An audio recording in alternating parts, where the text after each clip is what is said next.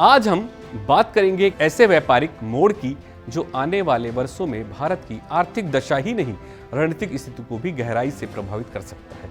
मुद्दा है भारत अमेरिका के बीच संभावित प्रारंभिक व्यापार समझौता, जिसमें अमेरिकी कंपनियों को भारतीय सरकारी ठेकों में हिस्सेदारी देने की बात हो रही है। प्रस्ताव क्या है?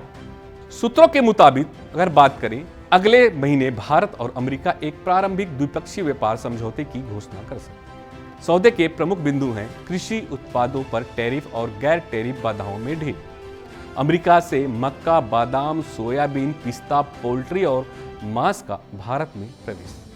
इसके बदले अमेरिका भारतीय वस्त्र, रत्न और आभूषणों को अधिक बाजार देगा और सबसे अहम, भारत का सरकारी खरीद बाजार आंशिक रूप से अमेरिकी कंपनी के लिए खोला जाएगा। भारत हर साल करीब 750 अरब डॉलर की सरकारी खरीदी करता है, जिसमें 25% छोटे उद्योगों के लिए आरक्षित है। इसका एक हिस्सा अब अमेरिकी कंपनियों को देने की तैयारी है। हालांकि यह केवल केंद्र सरकार के अधीन एजेंसियों तक सीमित रहेगा।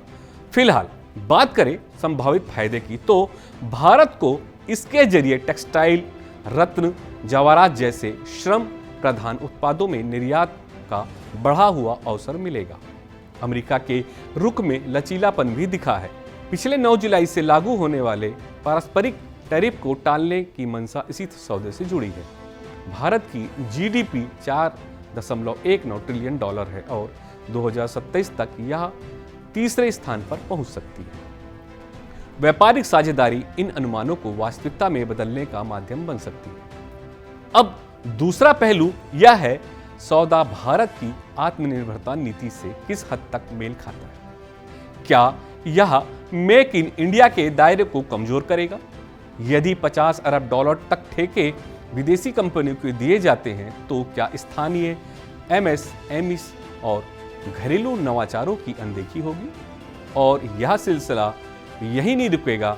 सरकार संकेत दे चुकी है कि ब्रिटेन और अन्य साझेदार देशों के साथ भी ऐसी व्यवस्था को बढ़ाया जा सकता है। सबसे विवादास्पद मुद्दा कृषि उत्पादकों को लेकर है।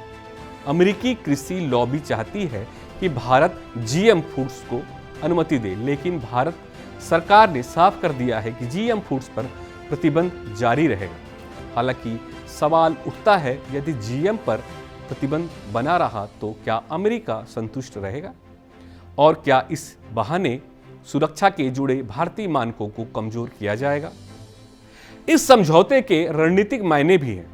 चीन को काउंटर करने के लिए अमेरिका भारत को व्यापार और रक्षा दोनों में मजबूत साझेदार बनाना चाहता है। लेकिन सवाल यह है, क्या भारत इस गठजोड़ में एक समान साझेदार या एक आर्थिक सुविधा केंद्र? क्या यह समझौता भारत की रणनीतिक स्वतंत्रता को प्रभावित करेगा? किस दिशा में जाएगा भारत? क्या यह सौदा भारत के लिए फायदेमंद साबित होगा या आत्मनिर्भर भारत की नींव को कमजोर करेगा? क्या इससे घरेलू उद्योगों में प्रतिस्पर्धा बढ़ेगी या वे दम तोड़ देंगे? एक और सवाल, क्या भारत सरकार को राज्यों और स्थानीय निकायों की भी मंजूरी लेकर इस समझौते का दायरा तय करना चाहिए?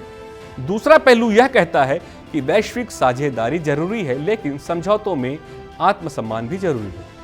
भारत को लाभ जरूर उठाना चाहिए, लेकिन यह ध्यान रखकर कि कहीं ये सौदे हमारे अपने उत्पादकों, किसानों और युवाओं के लिए अवसर कम, चुनौती ज्यादा ना बन जाए।